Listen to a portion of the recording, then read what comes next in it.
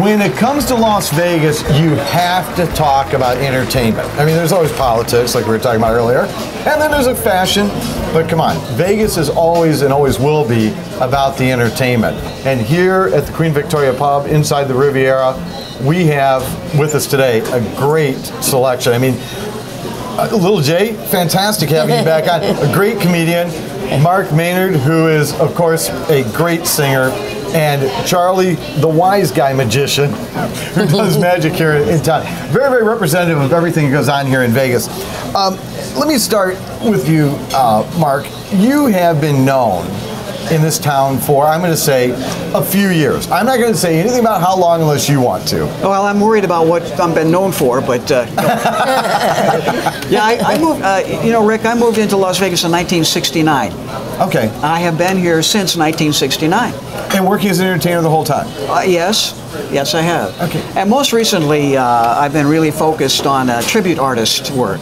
Okay. All right. I would think that, you know, and I know that the Valley guy? Right, Valley Boy. The Valley Boy? Okay. Obviously, a tribute to Frankie Valli. Is that tough to do? Because I would think the people who are from that time, from that era, whatever, or maybe have seen Frankie Valli perform live, then they come to see a tribute. What's the expectation like? Is that tougher? Is it easier? Can you get away a little bit more?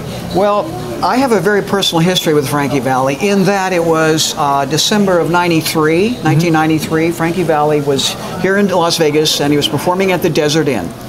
And I had been told a number of times leading up to that period of time how I had an uncanny likeness to Frankie Valli, his voice, his singing voice, his mannerisms, the whole entourage, the whole package.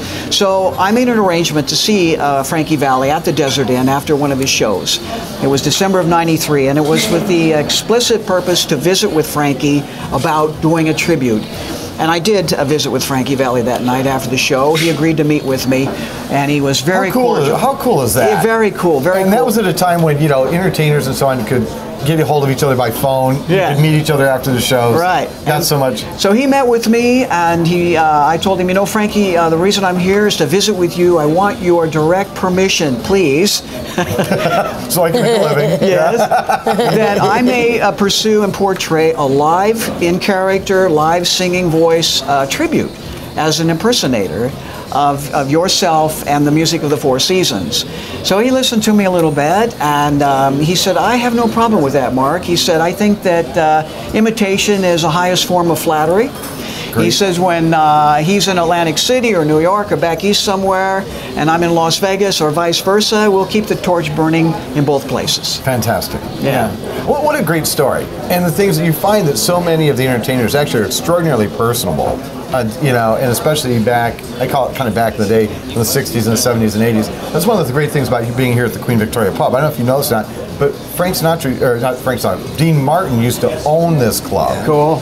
And as a matter of fact, parts of the booths and some of the setup here and so on, they have one booth that was over in the corner that was actually the Rat Pack's booth. And there used to be the phone they would plug in, was sitting there, right? So all kinds of fun things. Little Jay, you have also been working not only here in Vegas, but also out east. And that seems to be where a lot of entertainers go. They go back and forth between the two. What's the difference in comedy today to, let's say, even 10 years ago?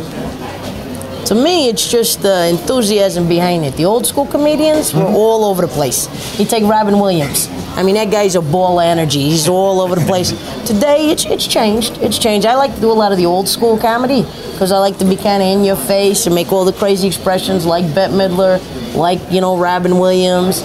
Some people say I remind them of Andrew Dice Clay. I don't know. Maybe it's the in-your-face stuff. I don't know. But comedy, you know, it's changed in the sense that back then everybody was more in-your-face, a lot of caricatures. Yeah. You know, today it's a little bit different. You know, it's just different times. There's different times, but I like the old school flair. You like the old school flair? Yeah, I like the old school flair. Speaking of old school, I know, Charlie, you work as a magician. Yes. But the thing is, you actually do the up close magic. Go Correct. do the table magic and so on. Right. I've always thought of that as being a real magician. And not to say illusionists are not also great entertainers, but the big ones were always the illusionists. And do you still find that to be the case today? Yes and no. I like stage stuff, but I also like doing the close-up because with the close-up, it's more intimate with the people and stuff, and you get them involved and they feel more entertained instead of just a golf clap like, wow, you know? Yeah. Well, I'll tell you what, folks, here's what you're going to get. You're going to get an opportunity to see all three of these performers here at the Queen Victoria Pub next Tuesday. No, I'm sorry, not next Tuesday, tomorrow. Tomorrow, on the 22nd, all three are going to be performing here for a live variety show.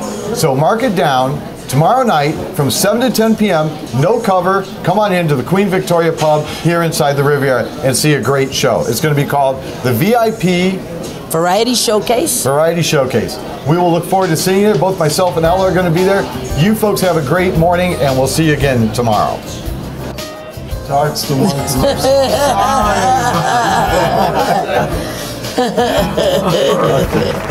How did we do? Were you